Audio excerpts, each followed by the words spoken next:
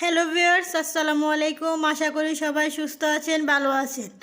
আবারও নিয়ে আসলাম আপনাদের সামনে নতুন আরেকটা রেসিপি, সেটা হলো মোগলাই পরোটা। তো ভিউয়ার্স, আজকে আপনাদের সাথে আমি শেয়ার করব অতি সহজে কীভাবে হোটেলের মতো মোগলাই পরোটা বানানো যায়। তো ভিউয়ার্স, না টেনে সম্পূর্ণ ভিডিও দেখুন, এবং আপনি যদি আমার চ্যানেলে নতুন হন, চ্যানেলটাকে সাবস্ক্রাইব করে রাখুন পরবর্তী ভিডিও নোটিফিকেশন পাওয়ার জন্য। তো আমি আজকে 2 কাপ নিয়ে নিলাম ময়দা। আপনারা ময়দার পরিবর্তে আটা ব্যবহার করতে পারেন, কোনো সমস্যা নেই। এবং দিয়ে দেবো এর মধ্যে স্বাদ মতো লবণ। এখন আমি অ্যাড করে দেব 3 চা চামচ চিনি। আপনারা চিনিটা অবশ্যই দিবেন, চিনিটা দিলে এটা স্বাদটা দ্বিগুণ বাড়ে। তো দিয়ে দিব এখানে 4 চামচ রেগুলার রান্নার তেল। তো তেলটাকে আমার দেওয়া শেষ। এখন আমি এটাকে হাত দিয়ে ভালো করে মিশিয়ে নেব। এটাকে আমি একদম 10 মিনিট সময় নিয়ে মিশিয়ে নেব।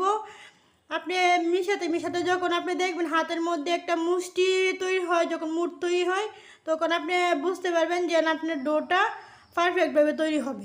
আপনি যত সময় নিয়ে ভালো করে ডোটা তৈরি করেন, আপনার মোগলাই পরোটাটা তত সুন্দর এবং পারফেক্টভাবে তৈরি হবে। তো এই পর্যায়ে আমি অল্প অল্প পানি দিয়ে আমি একটা ডো তৈরি করে নেব। একসাথে বেশি পানি দিতে যাবেন না, তাহলে মোগলাই পরোটাটা সুন্দরভাবে তৈরি হবে না। তো আমি অল্প অল্প পানি নিয়ে আমি একটা ডো তৈরি করে নেব। ডোটা একদম নরমও হবে না, একদম শক্তও হবে না, একটু মিডিয়াম থাকবে।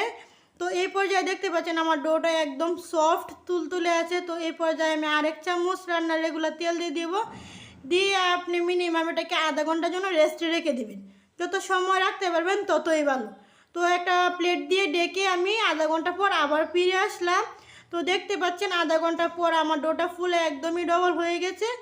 তো একদমই সফট, দেখতে পাচ্ছেন কতটুকু সফট। সবসময় এটা মনে রাখবেন যে মোগলাই পরোটার মধ্যে আপনার ডোটা যতটুকু পারফেক্টভাবে তৈরি হবে, আপনার পরোটাটা ততই সুন্দর হবে। তো এখন চলে যাব ডিমটা রেডি করতে। এখানে দিয়ে দিলাম 4টা বড় সাইজের পেঁয়াজ কুচি, 2টা কাঁচামরিচ কুচি, অল্প একটু লবণ দিয়ে ভালো করে মুথে নেব। এরপর যে আমি একটা দিয়ে দিব স্বাদ মিশালি মিক্স মশলা। আপনারা চাইলে ম্যাজিক স্বাদের মশলাটাও দিতে পারেন, তো এটা দিলে স্বাদের পরিমাণটা দ্বিগুণ আসে।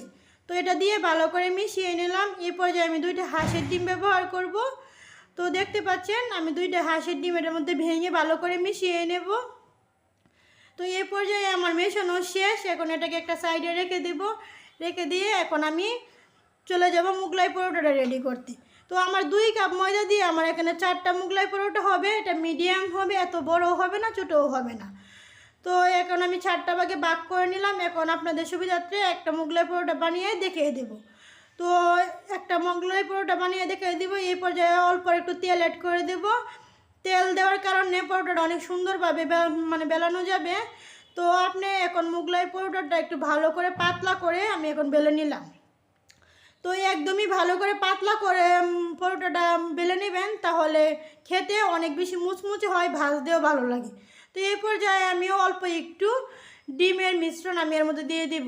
আমি 2টা ডিম দিয়ে আমি এখানে 4টা মোগলাই পরোটা তৈরি করব। তো অল্প অল্প আমি ডিমের মিশ্রণ নিয়ে সাইড দিয়ে লাগিয়ে দেব, তাহলে এটা বের হয়ে যাবে না এবং লেগে যাবে অনেক সুন্দরভাবে। এ পর্যায়ে কোনো তেল বা পানি কোনো কিছু ব্যবহার করতে হবে না। ডিমের অল্প রস নিয়ে আমি এখানের মধ্যে একটা ভালো করে সুন্দর করে একটা পরোটা তৈরি করে নিলাম। তো দেখতে পাচ্ছেন আমার পরোটাটা একদমই সুন্দরভাবে পারফেক্টভাবে তৈরি হয়ে গেছে। এখন এই কাজটা একটু সাবধানে করবেন, না হয় ডিমের ডোটা বাহিরে বের হয়ে যাবে। এরকম আমি একটা ভাজা কাঠির সাহায্যে আমি এটা তুলে নিলাম এবং আগে থেকে তেল গরম করে নিয়েছি। তো এই পর্যায়ে সাবধানে আমি দিয়ে দিলাম মোগলাই পরোটাটা। এরপর উপর থেকে আমি তেল চড়িয়ে দেব। উপর থেকে তেল চড়িয়ে দেওয়ার কারণে কি হবে, এটা একদমই সুবিধা মতো উল্টানো যাবে। তো দেখতে পাচ্ছেন আমি 2টা চামচের সাহায্যে আমি এটাকে উপর নিচ ভালো করে এরকম করে ভেজে নিচ্ছি। তো আপনারা এই কাজটা একটু সাবধানে করবেন, উল্টানো সাবধানতাভাবে করবেন, না হয় মোগলাই পরোটাটা একদমই ভেঙে যাবে। তো এরকমভাবে আমি এটাকে মুচমুচে করে ভেজে নেব। এ পর্যায়ে ঝালটা থাকবে একদম মিডিয়াম টু লো ফ্লেমে। আপনি যদি হাই ফ্লেমে ভাজেন তাহলে ভিতরটা সুন্দর হবে না এবং উপরটা একদম লাল হয়ে যাবে। তো দেখতে পাচ্ছেন আমি কিভাবে উল্টে পাল্টে এভাবে ভেজে নিচ্ছি। তো আপনারা সেম এরকমভাবে ভেজে নেবেন, তাহলে মোগলাই পরোটাটা অনেক পারফেক্টভাবে তৈরি হবে। তো এই পর্যায়ে আমি আরেকটা পরোটা আপনাদেরকে বানিয়ে দেখে দিচ্ছি।